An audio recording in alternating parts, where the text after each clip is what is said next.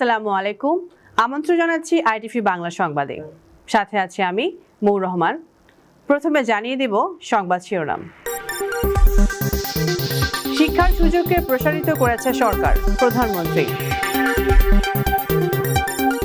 বেনজির আজিজ আওয়ামী লীগের কেউ না, ওবায়দুল কাদের। আওয়ামী লীগ 15 বছর ধরে বাকশাল প্রতিষ্ঠায় কাজ করছে, ফখরুল। ইরানের প্রেসিডেন্ট হতে চান আহমেদিনেজাদ সহ 80 জন। এতক্ষণ দেখছিলেন সংবাদ শিরোনাম, এবারে বিস্তারিত। প্রধানমন্ত্রী শেখ হাসিনা বলেছেন, শিশুদের সুরক্ষায় উদ্যোগী হওয়ার পাশাপাশি শিক্ষার সুযোগকে প্রসারিত করেছে সরকার।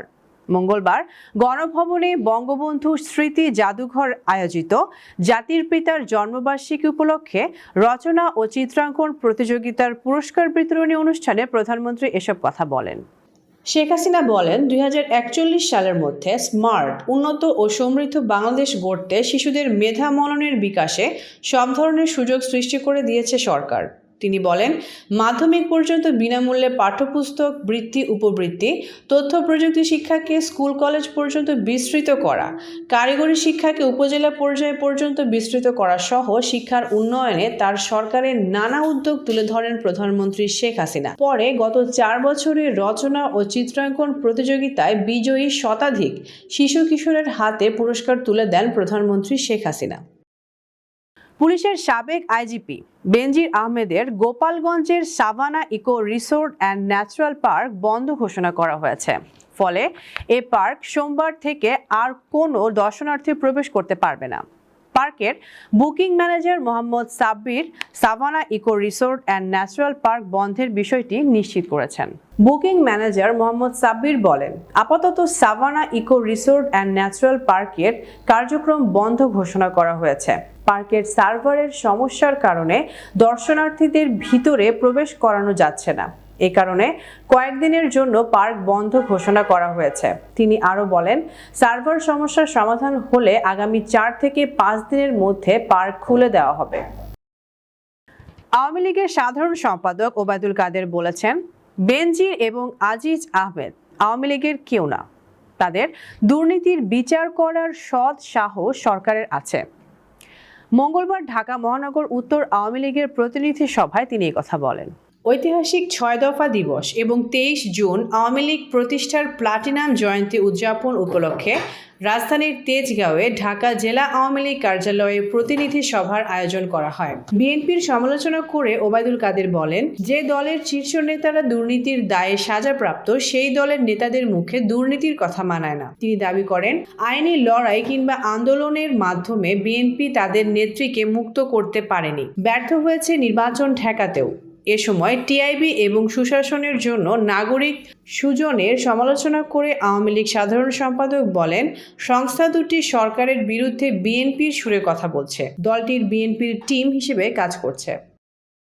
বিএনপি মহাসচিব মির্জা ফখরুল ইসলাম আলমগীর বলেছেন, আওয়ামী লীগ 15 বছর ধরে লুটপাটের রাজত্ব তৈরির মাধ্যমে একদলীয় বাকশাল প্রতিষ্ঠার জন্য কাজ করছে। তারা সাবেক রাষ্ট্রপতি জিয়াউর রহমানকে ইতিহাস থেকে মুছে ফেলতে চায়। তিনি বলেন, সাবেক আইজিপি বেনজির আহমেদকে রক্ষায় তাকে পালাতে সহযোগিতা করছে সরকার। মঙ্গলবার বিকালে চট্টগ্রাম মহানগরের ইঞ্জিনিয়ার্স ইনস্টিটিউট মিলনায়তনে বিএনপির প্রতিষ্ঠাতা ও সাবেক রাষ্ট্রপতি জিয়াউর রহমানের মৃত্যুবার্ষিকী উপলক্ষে আয়োজিত আলোচনা সভায় তিনি একথা বলেন। মির্জা ফখরুল বলেন, বাংলাদেশি জাতীয়তাবাদের রূপকার জিয়াউর রহমান, তিনি বহু দলীয় গণতন্ত্র প্রতিষ্ঠা করেন। আর 5 বছর ছিল আওয়ামী লীগের দুঃশাসন। ইতিহাস জিয়াউর রহমানকে ধারণ করেছে। আওয়ামী লীগ সবসময় গণতন্ত্র বিরোধী। 15 বছর ধরে দেশে লুটপাটের রাজত্ব কায়েম করেছে। তিনি বলেন, বেনজির আহমেদকে পালাতে সহযোগিতা করেছে সরকার। তীব্র আন্দোলনের মাধ্যমে এই সরকারকে হটাতে হবে। অধিকার প্রতিষ্ঠায় জীবনবাজি রেখে আন্দোলন গড়ে তুলতে হবে। ইরানের 14তম প্রেসিডেন্ট নির্বাচনে প্রার্থিতা নিবন্ধনের সময়সীমা শেষ হয়েছে। সোমবার দেশটির রাজধানী তেহরানে প্রার্থিতা নিবন্ধনে ইতি টানে স্বরাষ্ট্র মন্ত্রণালয়। এবারে নির্বাচনে প্রেসিডেন্ট হবার লড়াইয়ে অংশ নিতে মোট 80 জন নিবন্ধন করেছে বলে জানানো হয়েছে। 5 দিনের প্রার্থিতা নিবন্ধন শুরু হয় গত বৃহস্পতিবার।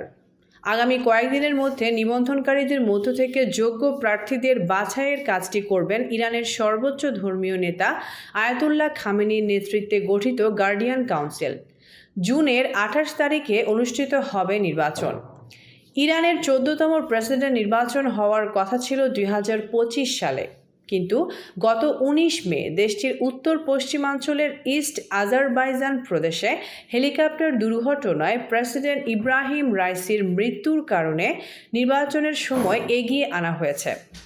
ইরানের বিধান অনুসারে প্রেসিডেন্টের অনুপস্থিতি বা শূন্যতা তৈরির 50 দিনের মধ্যে নতুন নির্বাচন করার বাধ্যবাধকতা রয়েছে। রাইসির আকস্মিক মৃত্যুর ফলে ইরানের নেতৃত্বের শূন্যতা দেখা দিয়েছে। এ অবস্থায় কে হতে যাচ্ছে দেশটির পরবর্তী প্রেসিডেন্ট তা নিয়ে ইরান সহ গোটা বিশ্বের মানুষই ব্যাপক কৌতূহল নিয়ে অপেক্ষা করছে। রাজশাহী বিশ্ববিদ্যালয়ের গণসংযোগ ও সাংবাদিকতা বিভাগের সান্ধ্যকালীন মাস্টার্সের শিক্ষার্থীর পরিচয়ে শাখা ছাত্রলীগের সাধারণ সম্পাদকের পদ পান আসাদুল্লাহ হিল গালিব। তবে এবার বেরিয়ে এলো এই সাধারণ সম্পাদকের আসল রহস্য। জানা গেল তিনি আসলে সাংবাদিকতা বিভাগের শিক্ষার্থী নন। শিক্ষার্থী না হয়েও মিথ্যা ও জালিয়াতি করে গণসংযোগ ও সাংবাদিকতা বিভাগের পরিচয় দিতেন তিনি। এদিকে মঙ্গলবার দুপুরে আসাদুল্লাহ হিল গালিব বিশ্ববিদ্যালয়ের গণসংযোগ ও সাংবাদিকতা বিভাগের শিক্ষার্থী নয় জানিয়ে বিভাগের সভাপতি অধ্যাপক ডক্টর মোহাম্মদ মোজাম্মেল হোসেন বকুল স্বাক্ষরিত এক বিজ্ঞপ্তি প্রকাশ করেন। এ বিষয়ে গণমাধ্যমে সত্য প্রচার করতে আহ্বান জানান সভাপতি। বিজ্ঞপ্তিতে বলা হয়, সম্প্রতি দৈনিক প্রথম আলো সহ কয়েকটি গণমাধ্যমে সংবাদ প্রকাশিত হয়েছে যে রাজশাহী বিশ্ববিদ্যালয়ের শাখা ছাত্রলীগের সাধারণ সম্পাদক মোহাম্মদ আসাদুল্লাহ হিল গালিব ঢাকার একটি বেসরকারি বিশ্ববিদ্যালয়ের ভুয়া সনদে রাজশাহী বিশ্ববিদ্যালয়ের গণসংযোগ ও সাংবাদিকতা বিভাগের সান্ধ্য মাস্টার্স কোর্সে ভর্তি হয়েছেন, যেটি আংশিক ও অসম্পূর্ণ তথ্য। চট্টগ্রামে ইসলামী ব্যাংক চকবাজার শাখার লকার থেকে 149 ভরি স্বর্ণালংকার উধাও হওয়ার ঘটনায় থানায় লিখিত অভিযোগ করেছেন ভুক্তভোগী। সোমবার রাতে নগরীর চকবাজার থানায় এই অভিযোগ করেন রোকেয়া বাড়ি নামের ওই নারী গ্রাহক। এতে ব্যাংকের 4 কর্মকর্তাকে অভিযুক্ত করা হয়। অভিযুক্ত ব্যক্তিরা হলেন ইসলামী ব্যাংক বাংলাদেশ লিমিটেডের ব্যবস্থাপনা পরিচালক ও প্রধান নির্বাহী কর্মকর্তা Mohammad Munirul Maula, company secretary JQM Habibullah, Chawkbazar শাখার ব্যবস্থাপক ও senior vice president SM Shafiqul Maula Chowdhury ও লকারের দায়িত্বপ্রাপ্ত কর্মকর্তা মোহাম্মদ ইউনুস। রোকেয়া বাড়ি অভিযোগ করেন ইসলামী ব্যাংক বাংলাদেশ চট্টগ্রাম নগর চকবাজার শাখায় তার একটি ব্যাংক হিসাব ও লকার রয়েছে। গত বুধবার তিনি কিছু গয়না আনতে ব্যাংকে যান। এরপর লকারের দায়িত্বে থাকা ব্যাংকের এক কর্মকর্তার চাবি দিয়ে লকার খুলতে গিয়ে দেখেন আগে থেকে এটি খোলা। পরে তিনি লকারে দেখেন 10 থেকে 11 ভরি স্বর্ণ ছাড়া বাকি 149 ভরি স্বর্ণালংকার নেই। মুক্তির আগেই গান ও টিজার নিয়ে তুফান তুলেছে শাকিব খানের নতুন সিনেমা। রায়হান রাফির এই সিনেমার গান ও টিজার নিয়ে প্রশংসা করেছেন 2 বাংলার দর্শকরা। শোনা যাচ্ছে এবার ঈদে মুক্তি পেতে চলেছে তুফান। মুক্তির আগে বিতর্কের মুখে এই সিনেমাটি। অভিযোগ উঠেছে সেন্সর বোর্ডকে বৃদ্ধাঙ্গুলি দেখিয়ে ও নিয়মকানুনের তোয়াক্কা না করে টিজার প্রদর্শন করেছেন রায়হান রাফি। ছাড়পত্রবিহীন টিজার প্রেক্ষাগৃহে প্রদর্শন করা হয়েছে বলে অভিযোগ পায় সেন্সর বোর্ড। এছাড়া গত 10 মে সেন্সর বোর্ডের অনুমতি ছাড়াই নারায়ণগঞ্জের গুলশান সিনেমা হলে দেখানো হয় তুফান সিনেমার টিজার। সূত্রটি বলছে, আইন ভঙ্গের এই অভিযোগটি বেশ গুরুত্ব সহকারে দেখছে সেন্সর বোর্ড, যার কারণে সিনেমাটির সেন্সর ছাড়পত্র নিয়ে বোর্ড কর্মকর্তারা নতুন করে ভাবছেন। এছাড়াও সিনেমাটির প্রযোজনা প্রতিষ্ঠানের বিরুদ্ধে উঠেছে আইন ভঙ্গের অভিযোগ। এর আগে তুফান সিনেমার টিজার মুক্তির পর ওঠে নকলের অভিযোগ। এ নিয়ে নেট দুনিয়ায় বেশ সমালোচনাও হয়। অভিনেত্রী ও মডেল রিশতা লাবণী সীমানা মারা গেছেন। ইন্না লিল্লাহি ওয়া ইন্না ইলাইহি রাজিউন। দীর্ঘদিন মৃত্যুর সঙ্গে লড়াই শেষে অনন্তের পথে পাড়ি জমালেন তিনি। মঙ্গলবার সকাল 6টায় শেষ নিঃশ্বাস ত্যাগ করেন সীমানা। মৃত্যুর খবর নিশ্চিত করেন সীমানার ছোট ভাই এজাজ বিন আলী। মৃত্যুকালে তিনি স্বামী ও 2 ছেলে সহ অসংখ্য আত্মীয় স্বজন ও গুণগ্রাহী রেখে গেছেন। অভিনেত্রী সীমানার পরিবার সূত্রে জানা গেছে, গত 21 মে রাতে অসুস্থ হয়ে পড়েন তিনি। সেদিন রাতে তাকে দ্রুত রাজধানীর একটি বেসরকারি হাসপাতালে ভর্তি করা হয়। পরে জানা যায় তার মস্তিষ্কে রক্তক্ষরণ হয়েছে। পরদিন আরও উন্নত চিকিৎসার জন্য সীমানাকে ধানমন্ডির একটি হাসপাতালে স্থানান্তর হয়। চিকিৎসকদের পরামর্শে তাকে ঢাকার আগারগাঁওয়ের ন্যাশনাল ইনস্টিটিউট অফ নিউরোসায়েন্সেস হাসপাতালে ভর্তি করানো হয়। গত কয়েকদিন সেখানেই চিকিৎসাধীন ছিলেন। অভিনেত্রী সীমানা 2006 সালে লাক্স চ্যানেল আই সুপারস্টার প্রতিযোগিতার মাধ্যমে শোবিজে আসেন। তিনি দারুচিনি দ্বীপ সিনেমায় অভিনয়ের মাধ্যমে সবার নজরে আসেন। সিনেমায় সাফল্যের পর নাটকে নিয়মিত অভিনয় শুরু করেন সীমানা। 2016 সাল থেকে অভিনয় থেকে দূরে ছিলেন।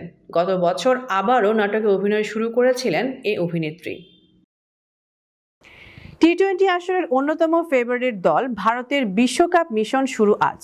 রোহিত শর্মা ও বিরাট কোহলির প্রথম ম্যাচে আয়ারল্যান্ড প্রতিপক্ষ।